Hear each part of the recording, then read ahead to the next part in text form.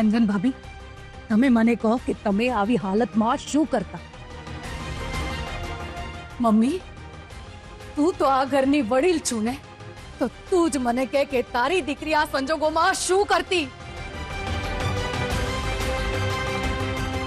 વનિતા, તું તો સમજુ છે ને, તું મને કહે કે તું શું કરતી?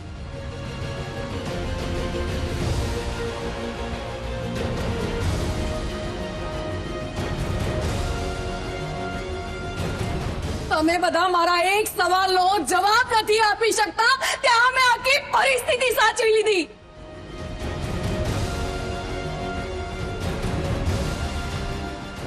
એ ઘડીએ આ ઘરની આબરૂ અને સિદ્ધાર્થનું ભવિષ્ય જ માત્ર મારા મગજમાં હતું, એટલે મારે આ બધું કરવું પડ્યું. કારણ કે આખા ગામમાં પાટીદાર પરિવારની ઇજ્જતની હરાજી ના થાય. ઇજ્જત બચાવવા માટે થઈને મારા દીકરાના જીવન સાથે રમત રમી છે તમે મીનાક્ષીબેન, એ હું નહીં ભૂલું.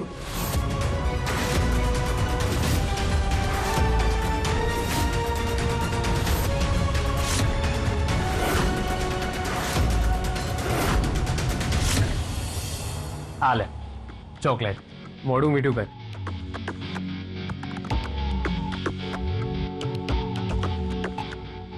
રાહુલ, શું છે? તું ક્યારથી પેલા સિદ્ધાર્થ જેવો કંજૂસ થઈ ગયો? અરે સ્વીટહાર્ટ, ચોકલેટ તો પ્રેમનું પ્રતીક કહેવાય. મને તો એમ હતું કે તું મસ્ત હીરાનો નેકલેસ કે સોનાની વીંટી આપીશ મને. મળશે, બધું જ મળશે. બસ તું થોડી ધીરજ રાખ.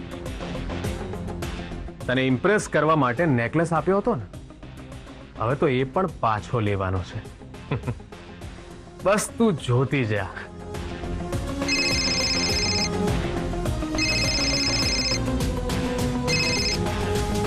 હલો, શું વાત કરે છે? પણ એ કેવી રીતે પોસિબલ છે? સારું, તું ત્યાં જ રહે, હું હમણાં નીકળું છું. રાહુલ, શું થયું? અલે, તું ક્યાં જાય છે? રૂપા, એક ઇમરજન્સી આવી છે, મારે જવું પડશે. ના, હું તને નહીં જવા દઉં ક્યાંય. ટ્રાય ટુ અન્ડરસ્ટેન્ડ રૂપા, ઓફિસમાં બહુ મોટો પ્રોબ્લેમ થઈ ગયો છે, એટલે મારે જવું જ પડશે. ઇટ્સ ઓકે, પણ જલ્દી આવજો. મને તારા વગર બહુ જ એકલું એકલું લાગે છે. સારું જાને મન, હું જલ્દી પાછો આવી જઈશ. હા, બાય. બાય.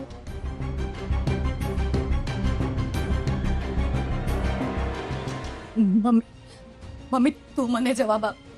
જો મેં આવું ના કર્યું હોત તો અત્યારે આપણું માન સન્માન ક્યાં હોત? આખું મીડિયા વાતનું વતેસર ના કરત, અરે આપણો પરિવાર પતી જાત.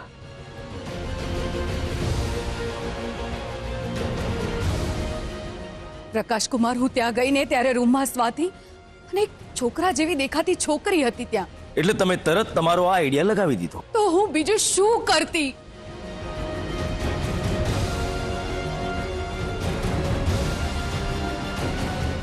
બીજું હું શું કરતી? હા, સમાજમાં નાક કપાય એના કરતા મને આ રસ્તો યોગ્ય લાગ્યો. અમની નાની દીકરીએ મને વચન આપ્યું હતું કે રૂપાને શોધીને લાવશે. મેં એનો વિશ્વાસ કર્યો. મેં વિચાર્યું કે રૂપા પાછી આવશે તો તમને બધું સત્ય કહી દઈશ, પણ મને એ તક જ ના મળી. તો આ આખું પ્લાનિંગ આચાર્ય પરિવારનું હતું અને આ સ્વાતિએ આ તકનો ભરપૂર ફાયદો ઉઠાવ્યો છે. સિદ્ધાર્થ પાટીદાર, હવે બોલાવો પોલીસને.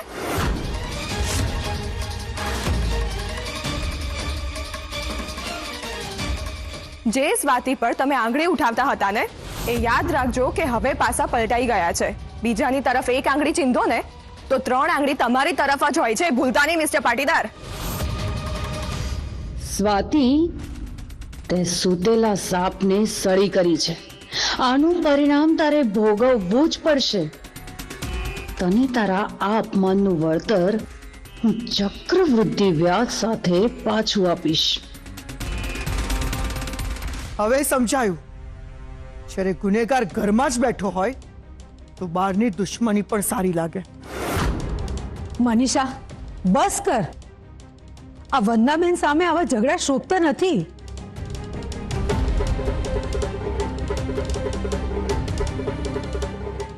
માં, આ બધું તું પાછું લઈ જા. જે ઘરમાં ભેટની કિંમત જોવાતી હોય એ ઘરમાં ભાવનો કોઈ ફાયદો નથી. અને આ લોકોને તો કોઈ વસ્તુની અછત જ નથી.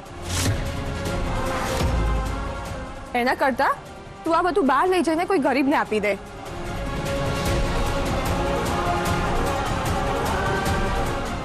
કમસે કમ એના આશીર્વાદ તો મળશે આપણે પરિવારને.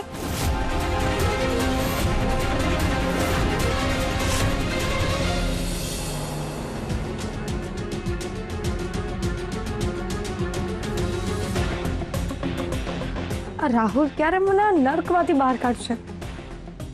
ત્યારે અમે લગ્ન કરીશું.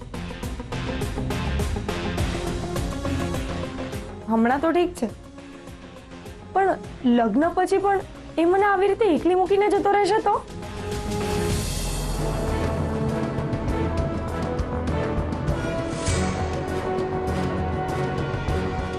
ના ના, હું એને કહી જ દઈશ કે તું દુનિયાના કોઈ પણ છેડે જા, પણ મારે તારી સાથે જ આવવું છે. એ બહાને આખી દુનિયા ફરવા મળશે, નવું નવું જોવા મળશે.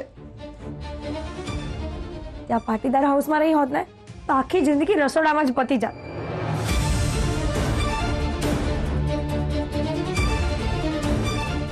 દુનિયા તો પછી જોઈશ. હમણાં તો મારું ગળું સુકાય છે. ખબર નહીં કેવા ગેસ્ટ હાઉસમાં રાખી છે કે જ્યાં સવારે પાણી માંગીએ ને તો સાંજે આવે છે. બેટા, આ બધું હું તારા માટે લાવી છું. પાછું કેવી રીતે લઈ જાઉં? મારા માટે આટલું કર પ્લીઝ. આ બધું પાછું લઈ જા.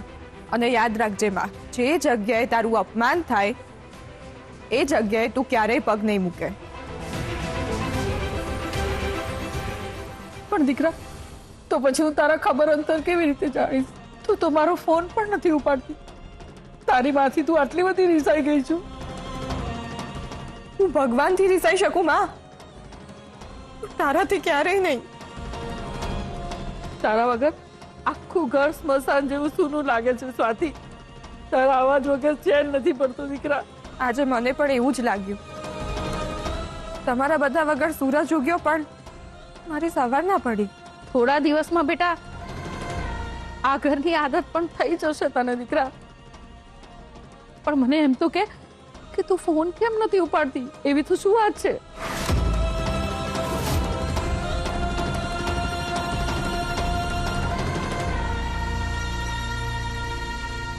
વંદનાબેન, સ્વાતિને ખોટી ના સમજતા. એણે જાણી જોઈને જ તમારો ફોન નતો ઉઠાવ્યો. કેમ સ્વાતિ, એવી તો શું વાત છે દીકરા? વાત એમ છે કે આ ઘરમાં રહેવા માટે સ્વાતિ સામે એક શરત મૂકવામાં આવી છે. શરત? કેવી શરત?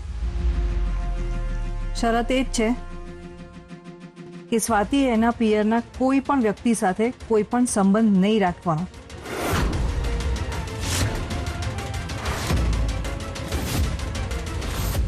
હા માં, આ પરિવારમાં રહેવા માટે મેં આ શરત મંજૂર કરી છે. પણ બેટા, આ ઘરમાં હું તને એકલી મૂકીને નિશ્ચિંત થઈને કેવી રીતે જઈ શકું? મેં તારી આંખમાં જોયું છે, હું અહીંયા જરાય ખુશ નથી. તારી આંખો મને બધું જ કહી રહી છે બેટા. મારી ભૂલની સજામાં તારે આટલું બધું વેઠવું પડશે ને, તું મેં સપનામાં નહોતું વિચાર્યું દીકરા. માં, પપ્પા કહેતા હોય છે ને કે જ્યારે વટ વૃક્ષને બચાવવાનું હોય ત્યારે એની ડાળીઓએ પાન ખેરવવા જ પડે છે. તું ચિંતા ના કરીશ, બધું સરખું થઈ જશે.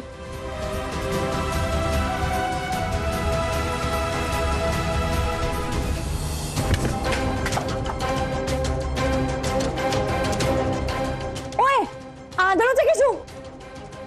જોઈને ચાલવાની ખબર નથી પડતી તને? સોરી મેડમ, ભૂલ થઈ ગઈ. સોરી બુક બાજુમાં, અને જા મારા માટે પાણી લઈ આવ. જી મેડમ, હમણાં જ લાવ્યો. જલ્દી.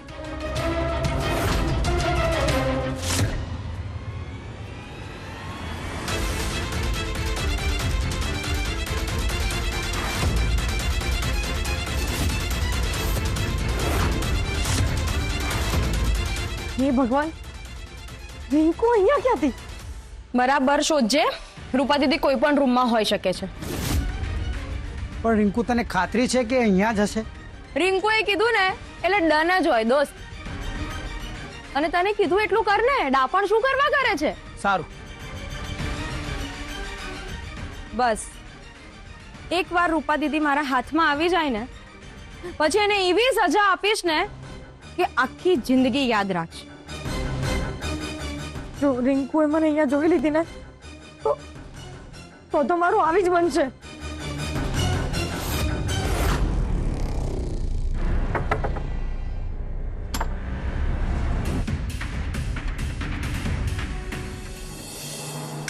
માં, તું દુખી ના થા.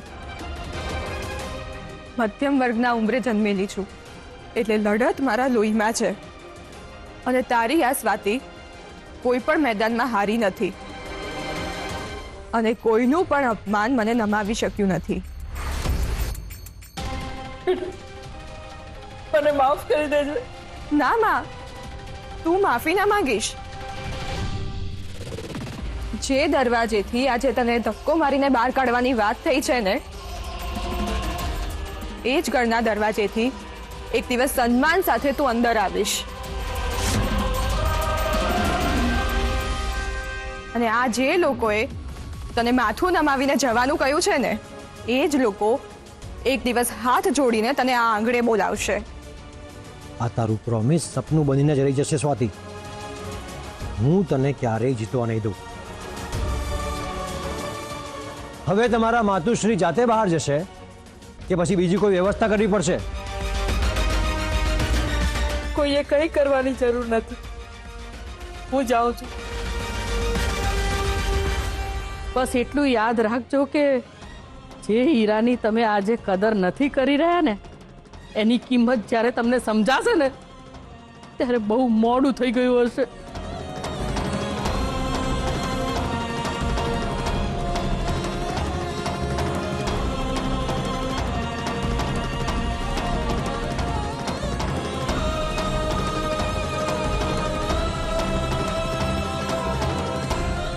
માં,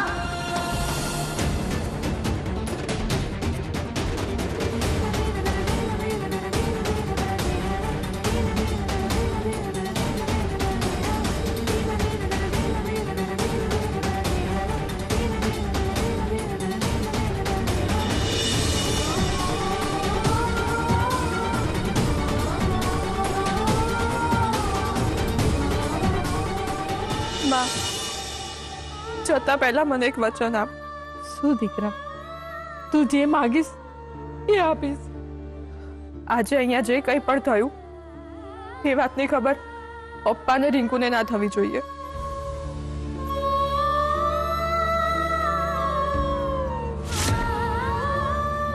એમને એવું જ કહે છે કે સ્વાતિ અહીંયા બહુ જ સુખી છે. એની સાસરીમાં એનો બહુ જ આદર થાય છે. અને આજના દિવસને એક ખરાબ સપનું સમજીને ભૂલી જશે. કારણ કે પિયરની ચિંતા દીકરીને સાસરીમાં લડવા નથી દેતી.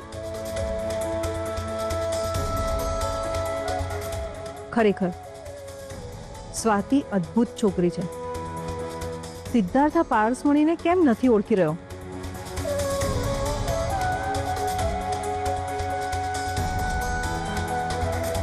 સાંભળ, સાચવીને જજે.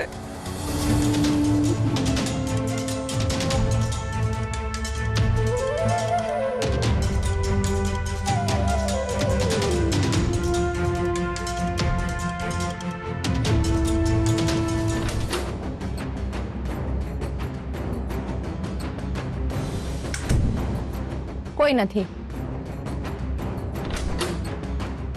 આઈ એમ સો સોરી. મળ્યા રૂપા દીદી? બે મળી હોત તો તારી સામે હું અહીંયા એકલી ઊભી હોત. સોરી. બસ હવે આ એક જ રૂમ બાકી છે. રિંકુને અહીંયા એડ્રેસ કોણે આપ્યું?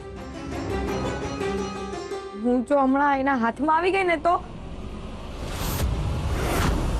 બધા રૂમ જોઈ લીધા, પણ હવે આ એક જ રૂમ બાકી છે. અહીં લગભગ મોટા ભાગના રૂમ ખાલી જ છે. હા, સાચી વાત છે. મને નથી લાગતું કે તારી દીદી અહીંયા હોય. જો એ અહીંયા નહીં હોય ને તો આગળ એક બીજું ગેસ્ટ હાઉસ છે, આપણે ત્યાં ચેક કરી લઈશું. સારું, પેલા આ રૂમ તો ચેક કરી લઈએ. યસ.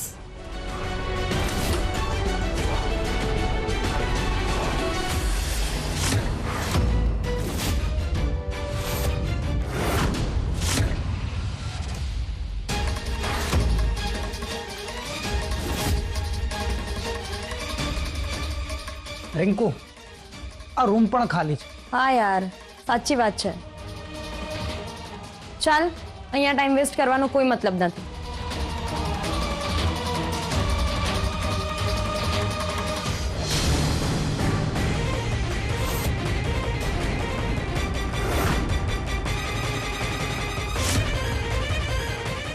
શું થયું હવે? જો આ રૂમ ખાલી છે તો આ રૂમમાંથી સ્પ્રેની સ્મેલ ક્યાંથી આવે છે?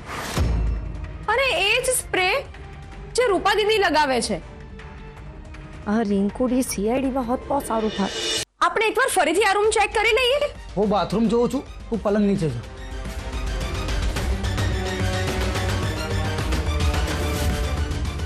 અરે ઓ ભાઈ, આ શું કરો છો? કીધું તો ખરા, મારી દીદીને શોધવા આવી છું. પણ તમારી દીદી અહીંયા હોય જ ન શકે. આ રૂમ સવારે જ ખાલી થયો છે, એટલે અહીંયા કોઈ હોય જ નહીં. અમે જેને શોધીએ છીએ એ 100% અહીંયા નથી. જુઓ ભાઈ, મને ખબર હતી એટલે કહ્યું, કારણ કે અહીંયા 24 કલાકમાં બહુ બધા આવતા હોય છે. તો તમે 24 કલાક ધ્યાન રાખતા હોવ તો? મને પગાર 12 કલાકનો જ મળે છે હો ભાઈ. અને બીજી વાત, રાતનો માણસ અલગ હોય છે, તો રાત્રે કોઈ આવ્યું હોય તો મને ખબર ના હોય. ચાલ હવે, આના જોડે મગજમારી કરીને કોઈ અર્થ નથી. હવે તમે જાઓ અહીંયાથી. હમણાં મારા શેઠ આવી જશે, મને જોઈ જશે કે આવી રીતે પૈસા લઈને તમને રૂમ બતાવું છું, તો મારું આવી બનશે.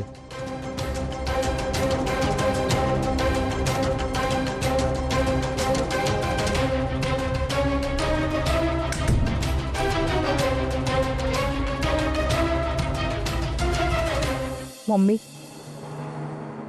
આ છોકરી કઈ માટીની બનેલી છે? આટલું અપમાન થયા પછી પણ એ શાંત કઈ રીતે રહી શકે છે? આ છોકરીમાં સહન શક્તિ અખૂટ છે. એ અંદરથી ભલે તૂટી ગઈ હોય, પણ એ ડગી જરાય નથી.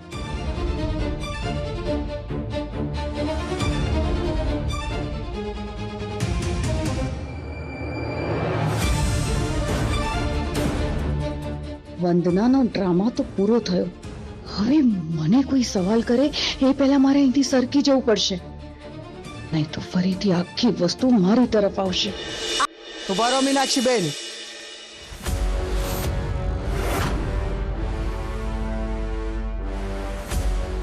હિસાબ હજી પૂરો નથી થયો, બાકી છે. કિયારા, ઉપર જા, વડીલોને અંગત વાત કરવાની છે.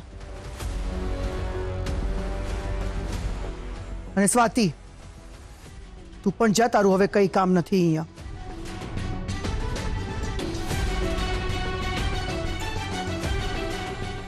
હે ભગવાન, આ મનીષાના ગુસ્સાને કંટ્રોલમાં રાખજે.